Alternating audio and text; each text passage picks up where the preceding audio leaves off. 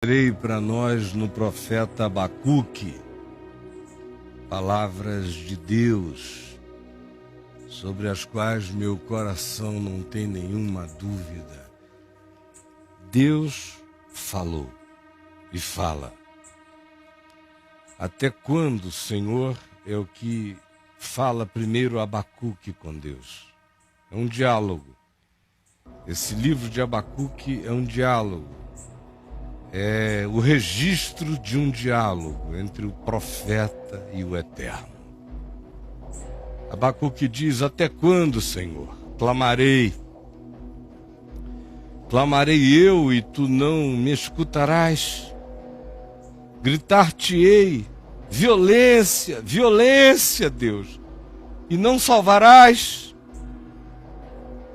Porque tu me mostras, porque tu me deixas ver a iniquidade e me fazes e me obrigas a enxergar e a discernir as muitas formas de opressão. Por que, Deus?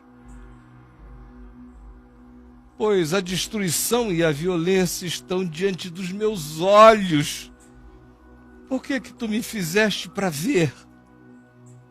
Há contendas e o litígio se suscita em toda parte. E por que tu me deixas sentir, ver, perceber? Quem me dera ser alienado por esta causa, porque assim as contendas prevalecem, o litígio cresce, a iniquidade aumenta e prossegue e nada se faz. A lei se afrouxa, a justiça nunca se manifesta, porque o perverso ganha poder, autonomia e espaço para cercar e oprimir o justo, e a justiça é torcida e, portanto, estabelece-se a violência como regra e o arbítrio do perverso como lei. Por que, Deus, tu me deixas ver que é assim? Vede entre as nações, olhai, maravilhai-vos e desvanecei, porque assim digo eu, o Senhor, a ti, ó Abacuque, e a tantos quantos querem ouvir. Eu realizo em vossos dias obra tal, que vós não crereis quando vos for contada. Pois eis que eu suscito nos dias de Abacuque os caldeus, depois Nabucodonosor, depois os persas. Eu suscito esses poderes, essa nação amarga e impetuosa, que marcha pela largueza da terra para apoderar-se dos moradores e de moradias que não são suas. Eu suscito a esses. Essa nação pavorosa e terrível, esse poder devastador foi suscitado por mim.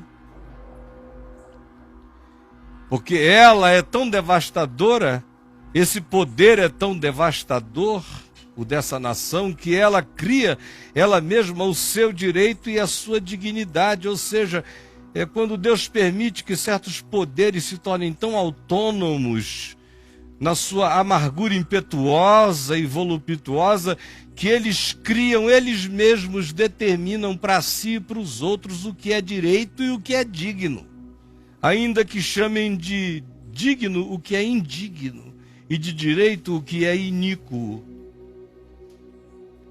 E aí Deus diz do aparato militar deles, das vantagens tecnológicas que eles tinham, de que como eles chegavam voando como uma águia para devorar a sua presa e para realizar as suas violências, para fazer os seus cativos. Como eles ganharam poder para escarnecer de reis e de poderosos. É quando Deus libera poderes contra os quais não há outros poderes. E eles riem-se de todas as coisas que nós chamávamos de nossas fortalezas, de nossos recursos, de nossas poupanças, de nossos poderes, de nossos arrimos e de nossas proteções. Porque elas são do dia para a noite tomadas, saqueadas, levadas, porque poderes estranhos foram suscitados. E eles passam como passa o vento e seguem, fazem-se culpados esses cujo poder é o seu Deus. Mas conquanto esses poderes sejam poderes malignos,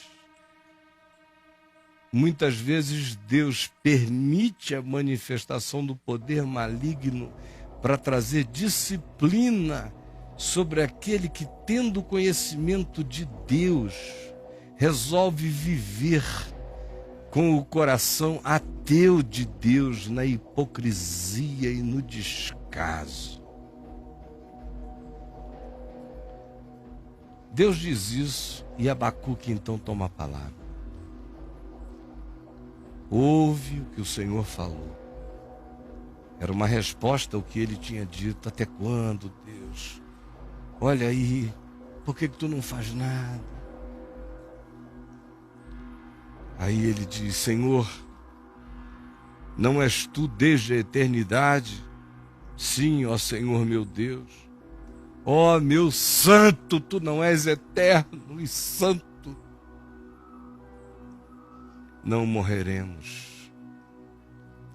O Senhor, ó Senhor, para executar juízo puseste aquele povo. Eu entendo a tua soberania, de como neste mundo caído, tu permites o avanço de certos poderes para disciplinares a outros, porque no fim somos nós enfrentando a nós mesmos, e somos nós recebendo punição do nosso erro, e somos nós tendo os humanos como os juízes da nossa própria iniquidade. Por isso se diz: não julgueis para que não sejais julgados. Não és tu desde a eternidade, ó Senhor meu Deus, ó meu santo, não morreremos. Ó Senhor, para executar juízo puseste aquele povo, sim, eu reconheço, puseste aquele poder, puseste aquele patrão, puseste aquela circunstância. Tu, ó rocha, o fundaste para servir de disciplina em momentos e horas como esta. Tu és tão puro de olhos que não podes ver o mal, e a opressão não podes contemplar, porque, pois, toleras, ó Deus, os que procedem perfidamente, e te calas quando o perverso devora aquele que é mais justo do que ele. Porque então, se tu suscitaste esse povo para trazer juízo sobre nós, que estamos recebendo esse juízo, porque somos teu povo e tu és puro de olhos e não podes ver a opressão, e nós nos tornamos pérfidos e opressores. Mas eu te pergunto, por que que tu toleras aqueles que no nosso meio praticam essa perfídia contra ti, contra o próximo, e agora o povo todo sofre uma disciplina maior por causa de alguns que são os corruptores do povo? Porque fazes os homens como os peixes do mar, como os répteis que não tem quem os governe?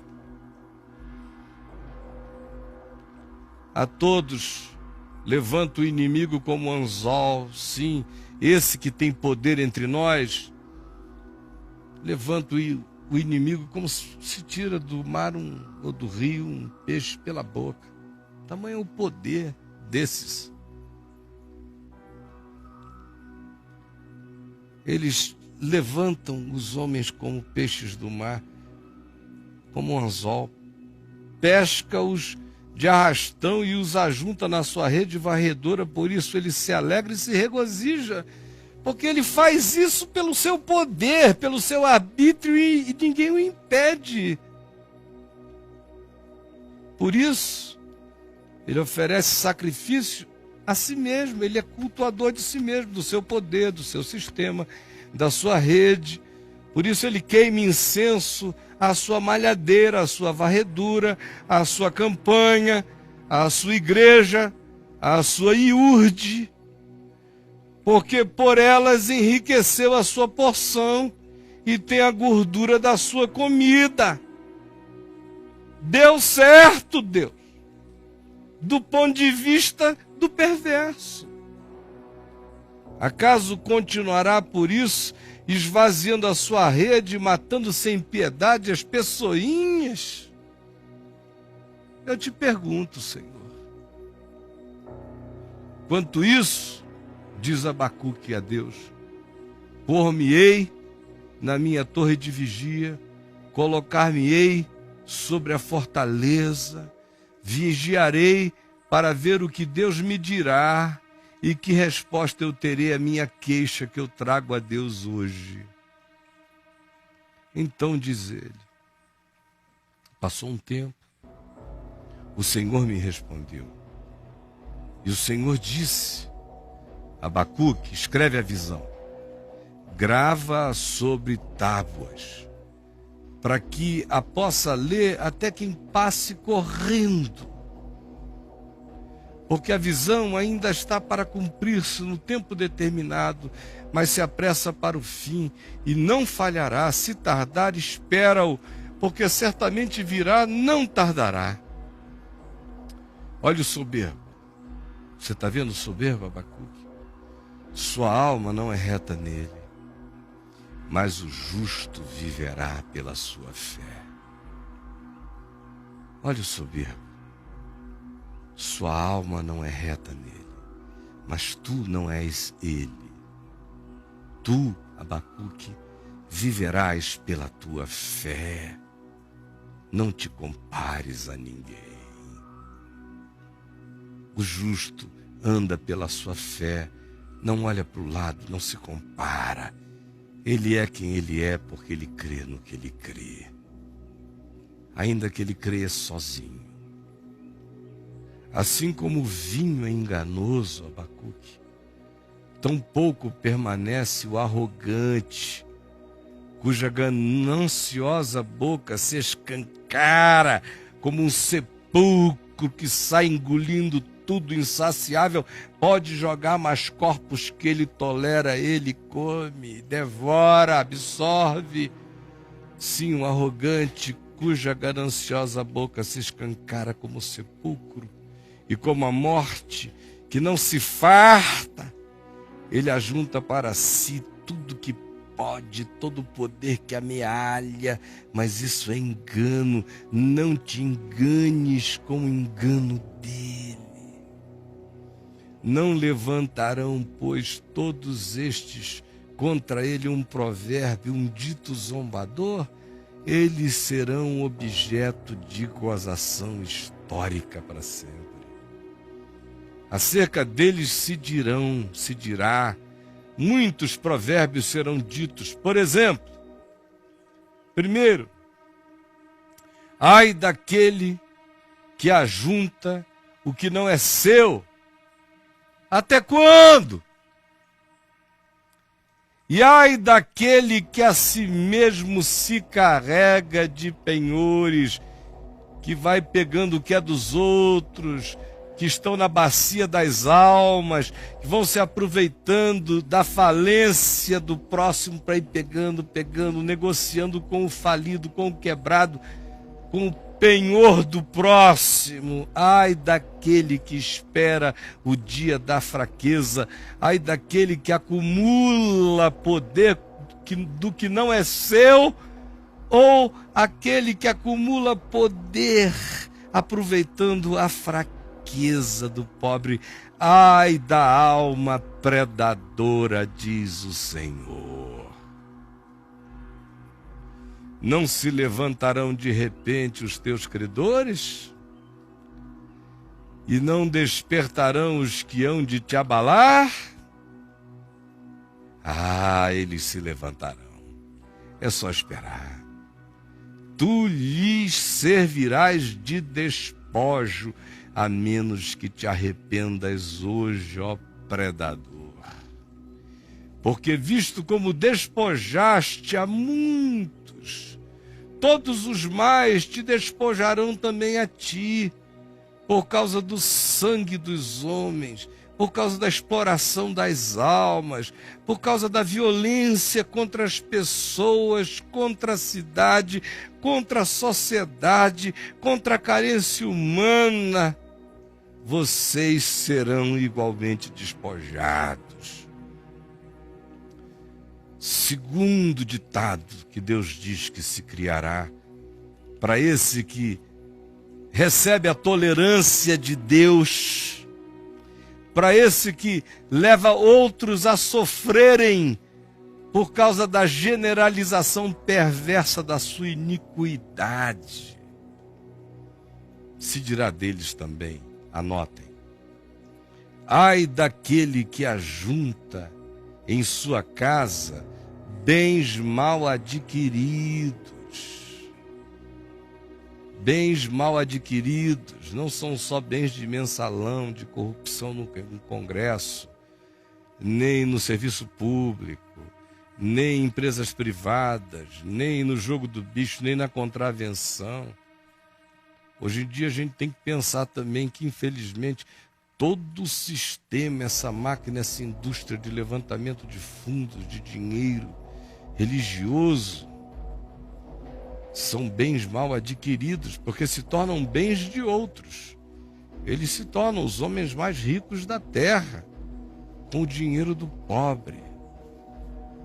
Em nome de Deus, me diga, quem está numa situação mais difícil?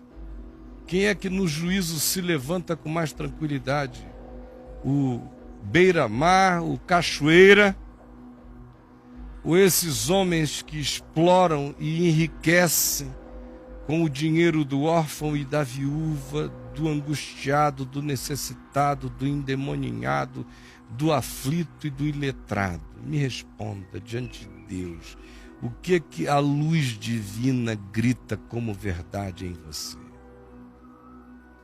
Ai daquele que ajunta em sua casa bens mal adquiridos, para pôr em lugar alto seu ninho, a sua segurança, a fim de livrar-se das garras do mal, que pensa quanto mais dinheiro e poder eu tiver, mais eu conseguirei ficar a salvo do poder de terceiros. Deus diz: ai de ti, que pensas que compras o teu seguro com os teus bens, o teu poder e a tua rede de influência.